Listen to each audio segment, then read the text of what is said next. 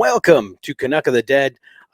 This episode I've been waiting to do for a few years, even though Canuck of the Dead wasn't around. But these people have been working on this film for quite some time. It is my pleasure to introduce Andrew and Brigitte. Guys, how are you? Good. Great, Rob. Thanks for having us. Yeah. Oh, my pleasure. I know this was a passion project for you guys for quite some time, hasn't it been? Yeah, it started 2018, I think. Yeah, 2018 we came up with the idea, and working in low budget indie horror world, I always, when you don't have a lot of money, you can't always do it quickly, right?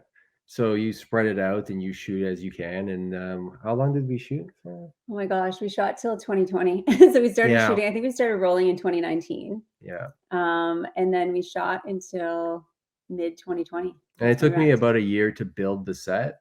Yeah. And because we were also able to change up some of the sets. So what we would do is we built the entire set with the pool area and all the hallways. And then as we finished that, we would break that down and transform it into something else, right? So you just, part of the tricks of the trade of making that happen. So. Yeah, and then when we finally finished it, we couldn't release it for a while because we were in the middle of the pandemic. So yeah, so it was a long time coming for sure. Yeah. So this was like a full-blown studio style movie where you literally did everything inside, just changed the background. Yeah, we ended up renting a studio up north in North Bay. It was great because there's a lot of space, and Andrew was very specific about what he wanted to build. So he just came up with a plan, and he'd spend weeks up there. I'd come up. Well, you come up with your idea of how you want to build it, but then you also you hit your head up against the wall with the budget, right? So then you have to kind of find out how to build things. So I mean, just the cave walls were made of like the styrofoam, right? Like but spray foam was very expensive, and to spray foam the entire thing, it just was completely out of our budget. But we were up north, and a good buddy of mine, Kelly Brennan, who helped me, who was like my right hand man through the entire shoot with the building of the sets. Like we were able to get some styrofoam sheets from a grocery store, the ceiling of a grocery store that needs to be insulated. But these sheets weren't thin. These sheets were 4 feet by 8 feet by 4 feet blocks of styrofoam. So we were able to get 25 of these for $300. So the styrofoam issue is now solved, but now we have to find out a way of carving those into thinner sheets. So Kelly actually came up with a way of, because I was using the hot wire knife. I posted videos, and on the Blu-ray of the movie, you can actually see me what I did. But we built an extra large hot wire knife that would basically a wire would heat up that's 4 feet long, and gravity would pull it down. And we would just, while I was working on the main, sacrificial chamber, I call it, set, we would just set up and we would just carve these into more pliable sheets that we could then put on the walls and then carve again. So we kind of,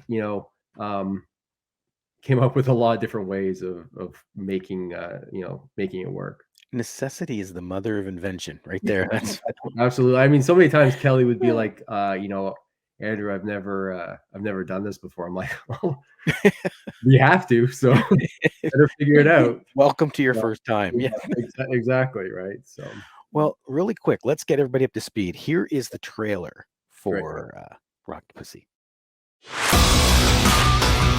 What's it gonna take? A little more than a dance. I just have one question. Would you care to comment about the allegations of drug use that has plagued your time in office? The hell is this? You did good, Hunter. Hell, maybe we could finally clean up this city. You know, you can be a real reporter without the dancing. Have a good evening. I need to get down to where they're holding the experimental mining tests. Hey there. Turn it off now. I tried to warn you, but you wouldn't listen.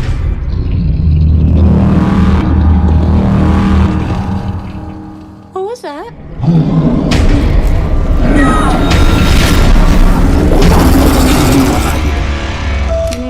adventure because my parents were a bunch of hippies. We should find a way out of here. Agreed. These eggs. Yeah, they're eggs. Oh, we are all gonna die horrible, horrible deaths. We can make it. You're always so gung-ho. I follow my gut. Always. Trust me. This is what I do. I chase.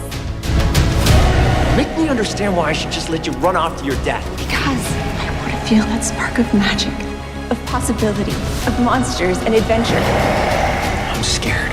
Exactly.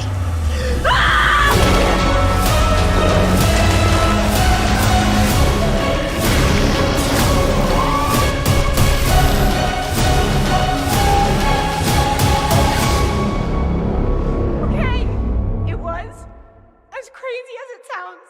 A giant goddamn octopus. Oh, Jesus, I'm shaking. Oh, God, here we go.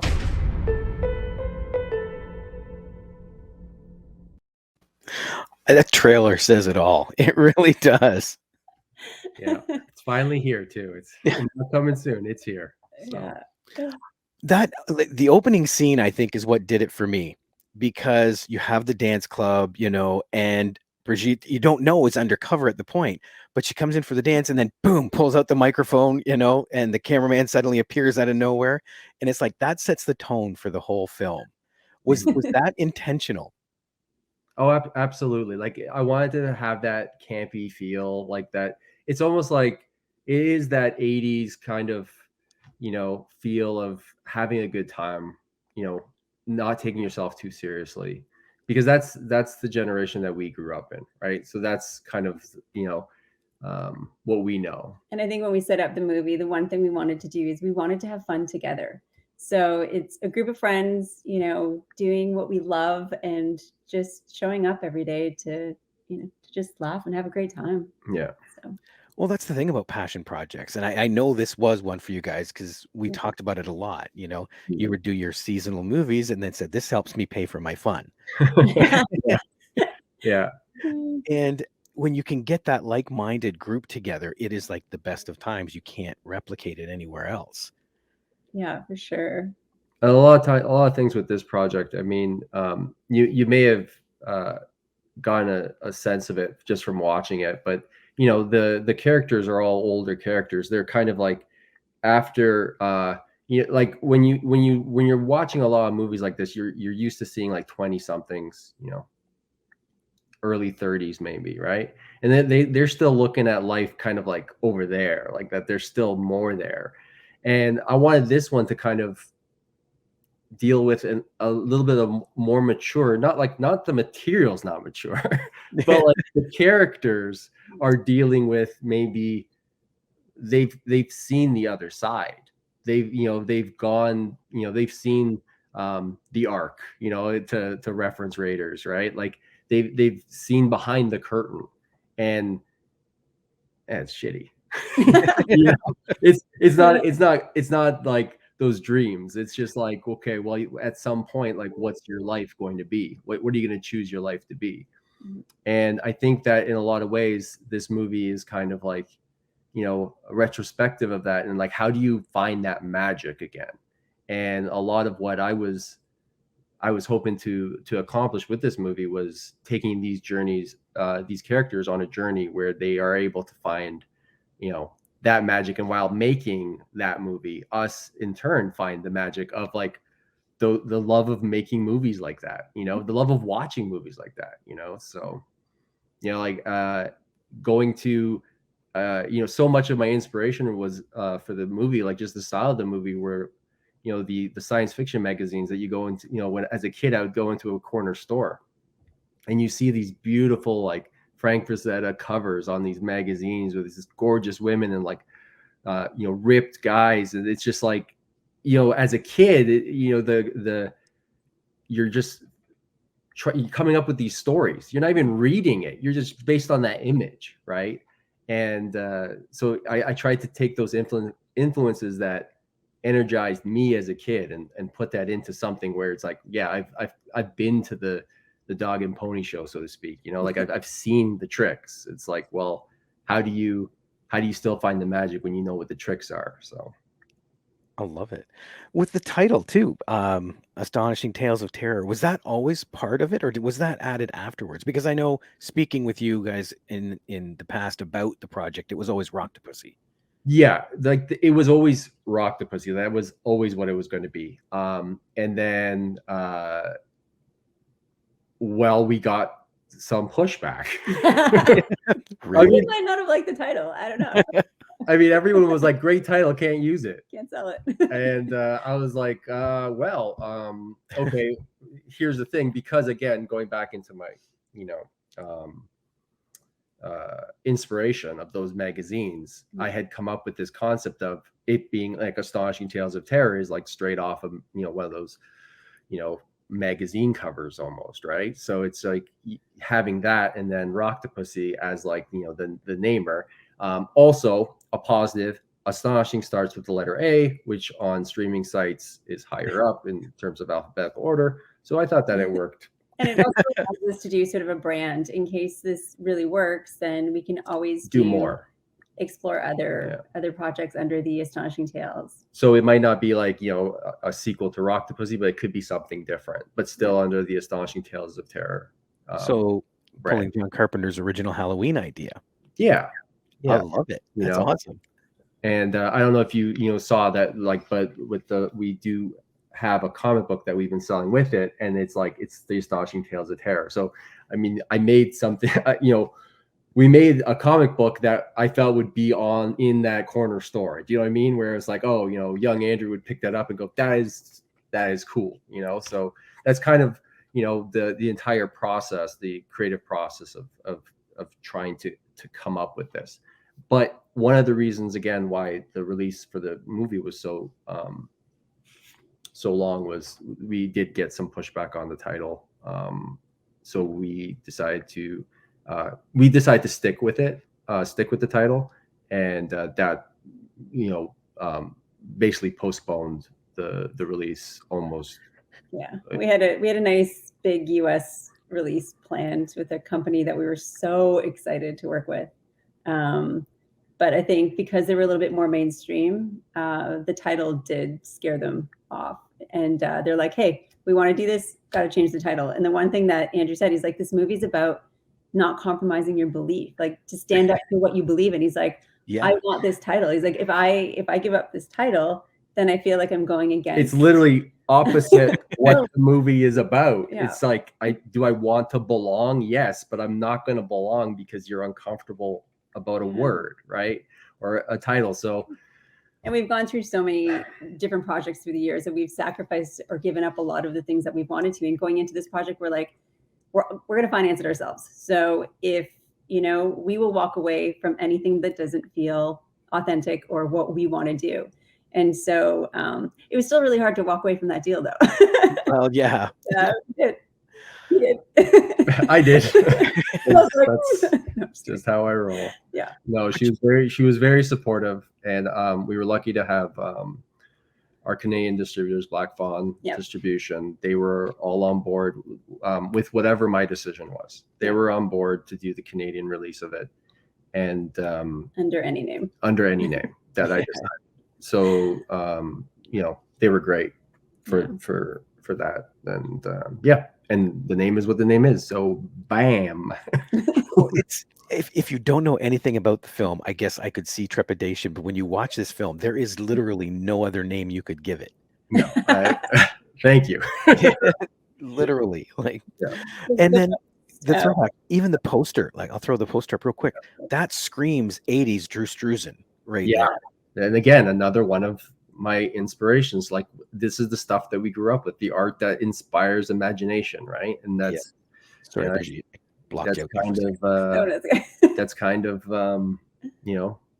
the fact that you picked up on those inspirations. I mean, those are the inspirations. So well, and again, like we talked just before the show a little bit, but it does feel like Indie and Goonies just kind of mashed. So it's that era that you're talking about. Yeah, and it replicates it so nice. Thank you. It does.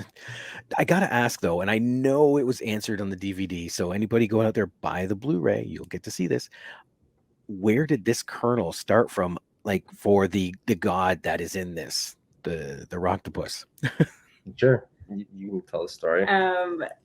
Well, we were, in terms of why we decided to do The movie. Yeah. So I was actually at AFM one year, and I was walking through the halls, and I was like, oh wow, there's just so many of these creature features where you sort of jam, the two different things together. And I'm so sorry, we have desperately wants attention right now. Visitors.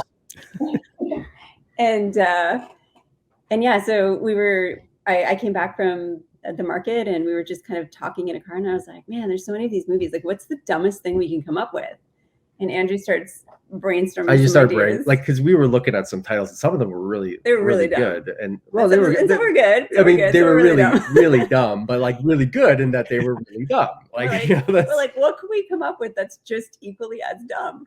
And it was a joke. It was really just like for fun. We were on a long drive, and Andrew started coming up with like Spider Bear and all sorts of. I was like, an 8-armed bear would be terrifying. And just think of the merchandising, right? You get hugged by an 8-armed teddy bear. I mean, like, sells itself, right? And then he came up with Rocktapussy, and we were joking about it. It was never a serious idea that we were going to do. It was just kind of killing time. And then the more we talked about it, the more we're like, you know what? This could be something fun.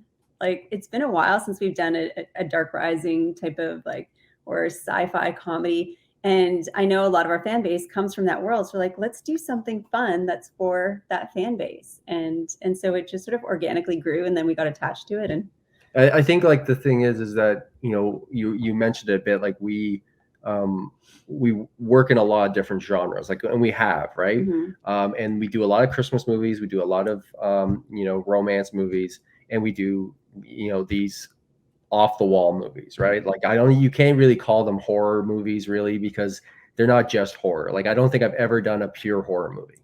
Like Dark Rising is a horror comedy, but it's really telling my, story of growing up and how to be a man. That's what that movie's about, right? Like, so, Night Cries is not really, it's like a horror romance, right? So, yeah. And this movie was, again, it's just, I saw the opportunity of delving into like, where are we at in our creative careers, and and our own outlook on life, and how do we have fun again, and that road trip with just coming up with the name and just laughing and like, hey, let's do this again, and finding that, going back and finding that audience, because to this day we still have people who come to us in the conventions who quote Dark Rising to us. And like, how awesome is that? And Dark Rising is like, a small movie that we made like with, with virtually nothing. And it's just the fact that people still quote that movie. And we felt like, well, to go back to that, you can never go back, but how about something a little bit different and a little bit new, but still has the same heart? And how do you find that heart from, the past?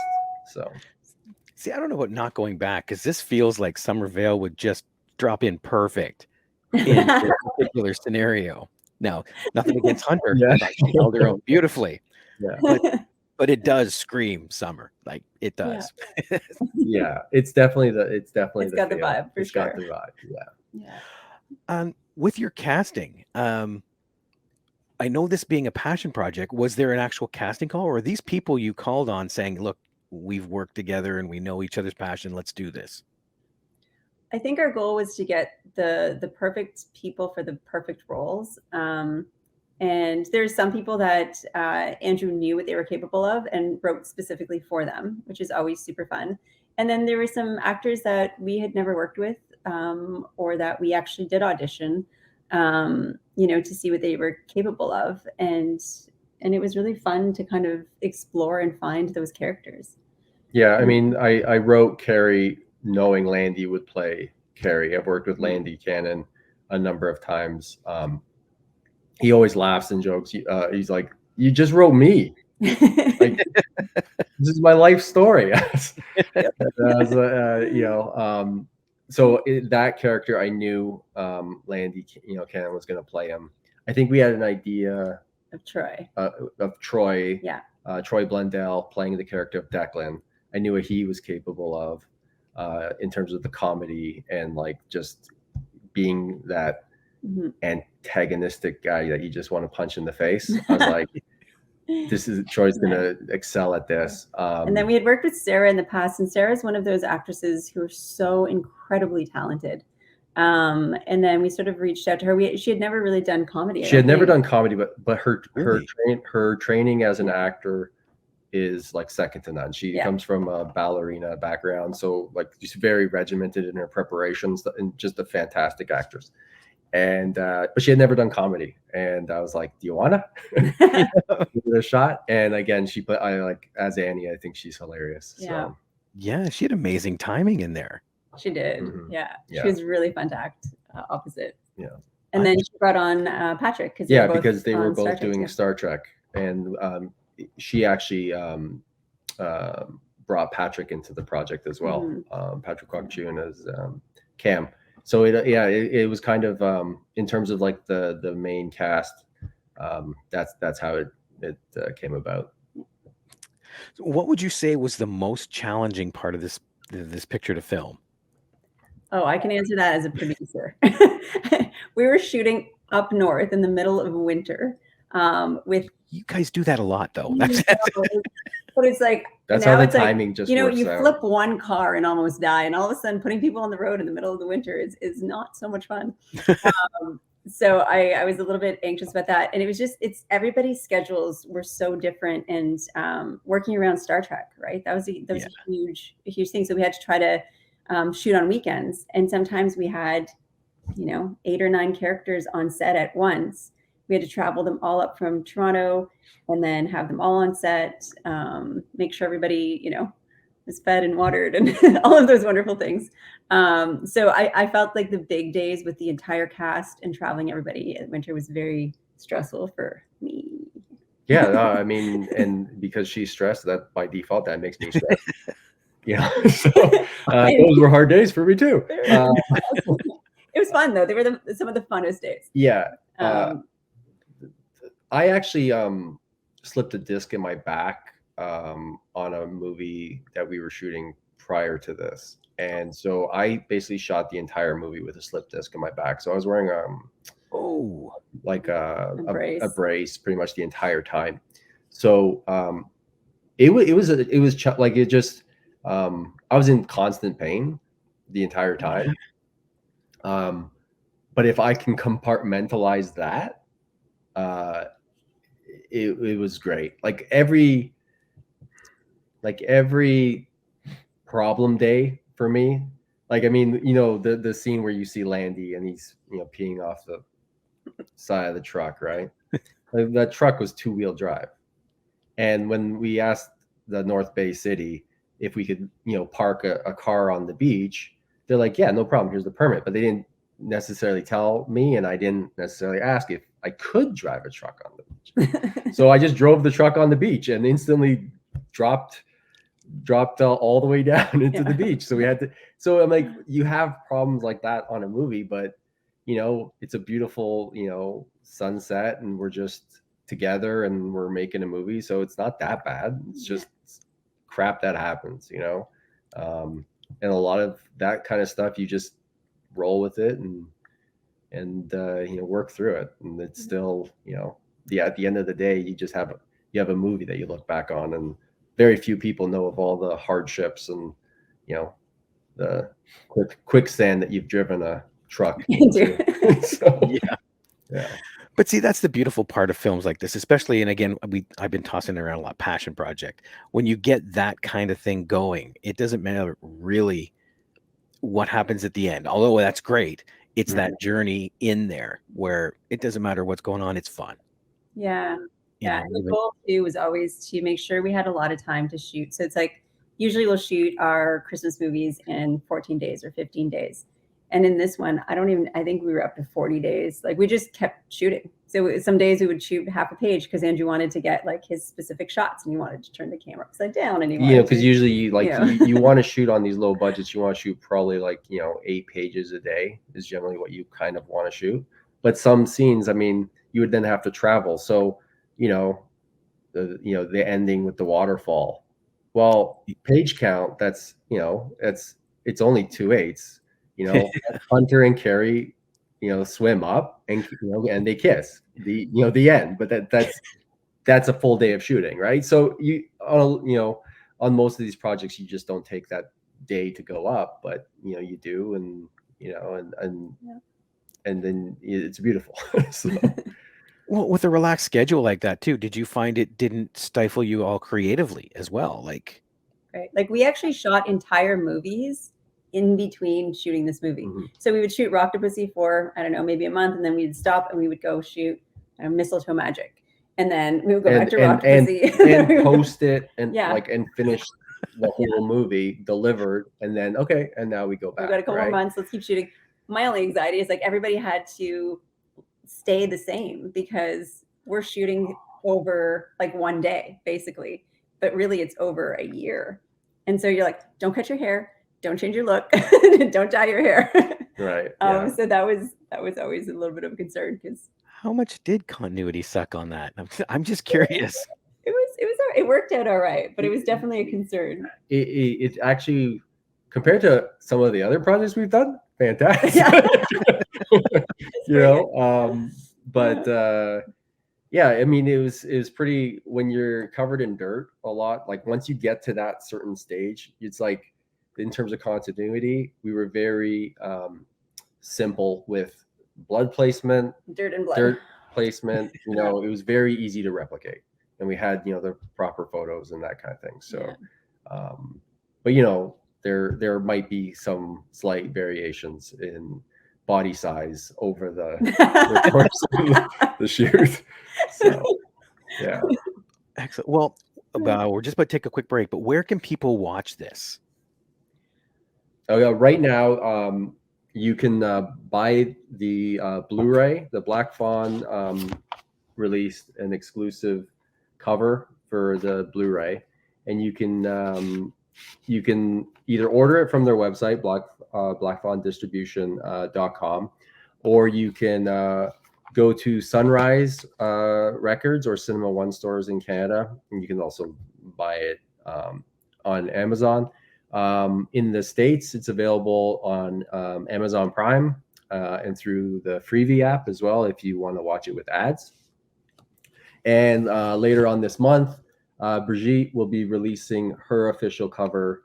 It's a new slipcase for Rocktapussy on her website, BrigitteKingsley.com, and it's it's just really a clean artwork of it. So you can also visit our website, BrigitteKingsley.com, where you can pick up comic books. We have posters. We have all the merch, and it's all pretty freaking cool. And that comic book is so cool. It is really it's a nice tie into the movie. It is, absolutely.